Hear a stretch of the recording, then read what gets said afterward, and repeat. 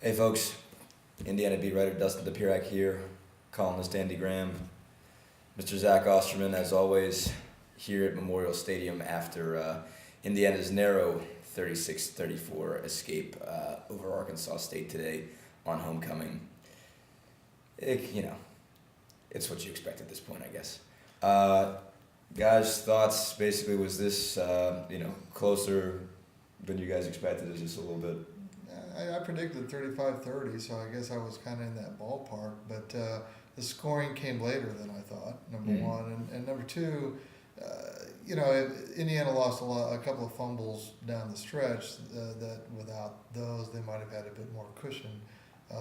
Nevertheless, it is about what I thought it would be. But Arkansas State still only had, 337, what was the total offense?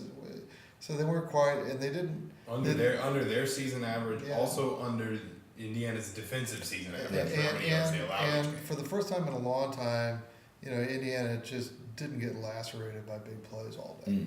So, they chose to play a pretty soft zone, try and keep the ball in front of them, which allowed 75% completions for Arkansas State's quarterback. But as I said, it probably helped preclude the big plays that they'd gouged with most of the season.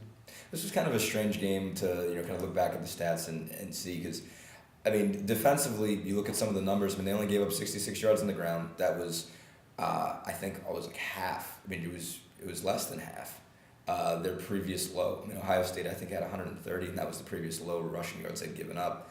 So that was actually served as an improvement. Like Andy said, they gave up a lot of completions, but not necessarily a ton of yards. There's some random things that killed him. Kickoff coverage was just god awful today. The only person that really saved him was Mitch Ewald, which is weird because kickoff coverage has been something that they really haven't had that much problem with. They haven't had a problem with it. They're not good at it though. But they've faced Michigan. They've faced teams with a lot more size and a lot more speed than Arkansas State, and not been hurt by it the way they were today. It was just, you're right, it was just a strange game. It was strange. And whereas tackling remains an overt issue for Indiana, it was probably most overt during the kickoff return.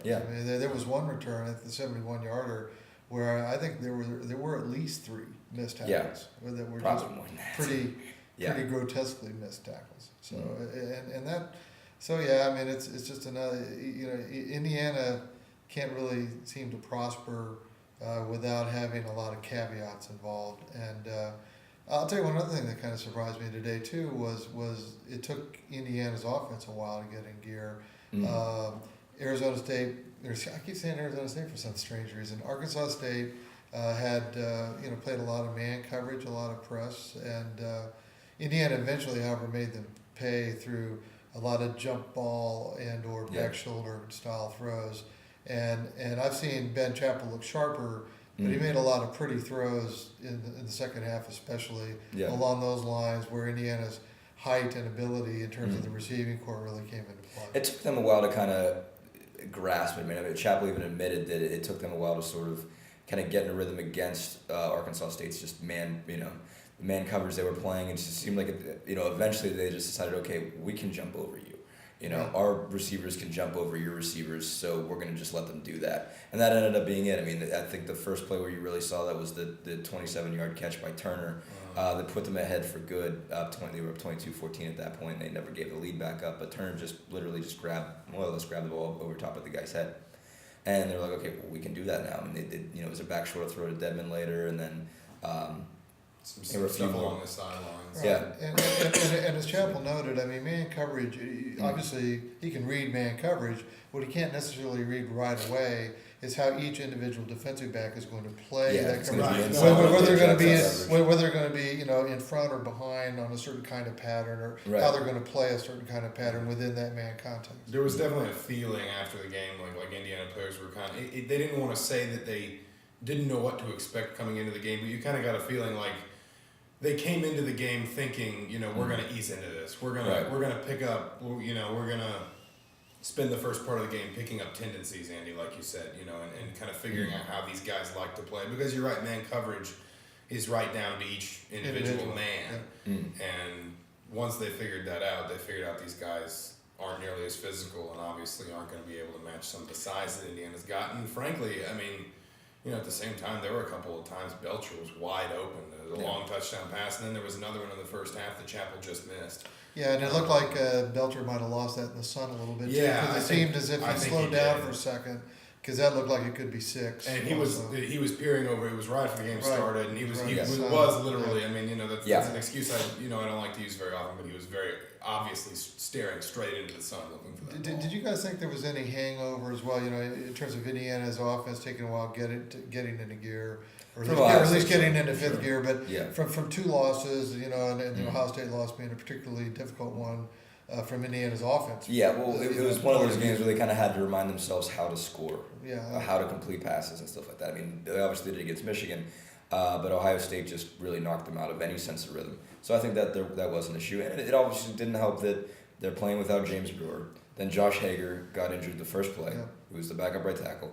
They're obviously dealing without Darius Willis. And apparently, And apparently later on, Nick Turner and Turner Antonio Banks also went down. Yeah. So Trey Burgess had to carry a big load today, and I think you had to say he did better than expected. Even though he had the 2 fumbles, he had one that was pretty crucial late in the game that allowed Arkansas State to score a touchdown that made it scary at the end. He Yeah. did rush for 102 yards today, and I don't think a lot of people were expecting that. I don't know what his average is for his career, but it's not the 5.1 he had today. I mean, No, was he picking up the chunks really today. did have a nice day until the Mhm. 2 fumbles that came late. Yeah. Obviously, you know, you don't want to see it. The first fumble it did seem a bit careless in the sense he got stripped Mm. and he was hit from an unexpected angle. Right. But you know, he apparently didn't have the ball really well secured in that. The second Mhm. one, it was just a massive hit, and Yeah. I imagine it was hat on ball too. It looked Right. like the guy put his helmet right on the ball. But you know, Burgess really had an admirable day running the ball, I thought. And in terms of, you know, when I was looking at blitz pickup, Mm. you know, occasionally running a pass pattern out of the backfield as well. You know, he showed that maybe he has the capacity to, you know, replace the Willis. various facets that Willis Some of them. can offer to a degree. Some. You Yeah. know, to a degree. Yeah, out of all of them, I think Banks has the best overall skill set. But if I guess he was out today. I don't know. We heard illness. I'm not totally sure. I mean, Bill wasn't totally sure afterwards why he couldn't play. But He did Burgess play has like the one play on size. special teams, I think, but Yeah. you know, I never saw him run the ball. I don't think Right. he ran the Although ball. But Banks obviously is a true freshman, and Yeah. as impressive as he's been, I mean, he did play in the spring, so he has a clue what's going on. But you know, he's a true freshman, and putting him in that position is pretty tough. You know, it seems like Lynch feels a lot more confident in the idea of Burgess. I get the impression that the fact that Davis Walker got so much playing time today was probably because Turner and Banks weren't ready to go.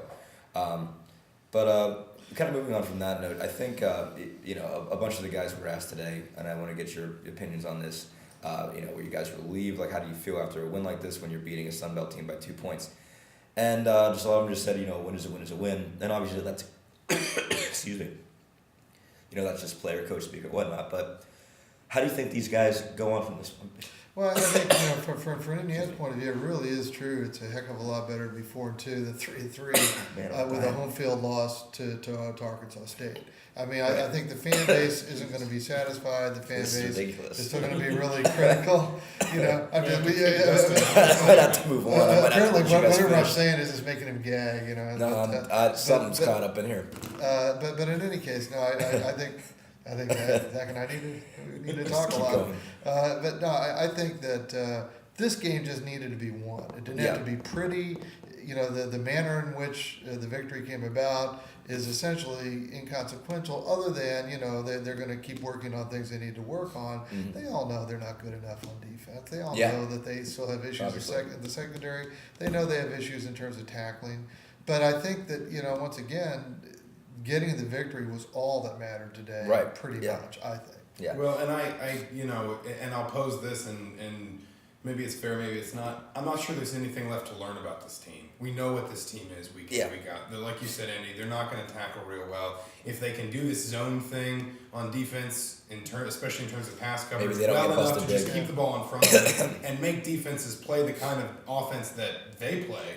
That Yeah. ball control, methodical offense. I think they feel like if they can get into those kinds of games, maybe they can luck into some turnovers, force a couple turnovers. Yep. But you know what Indiana is, so maybe a win is a win is a win, and just you only need 2 more of them now. They are 4-2. 2 wins away from bowl eligibility, and we got to go. Thanks.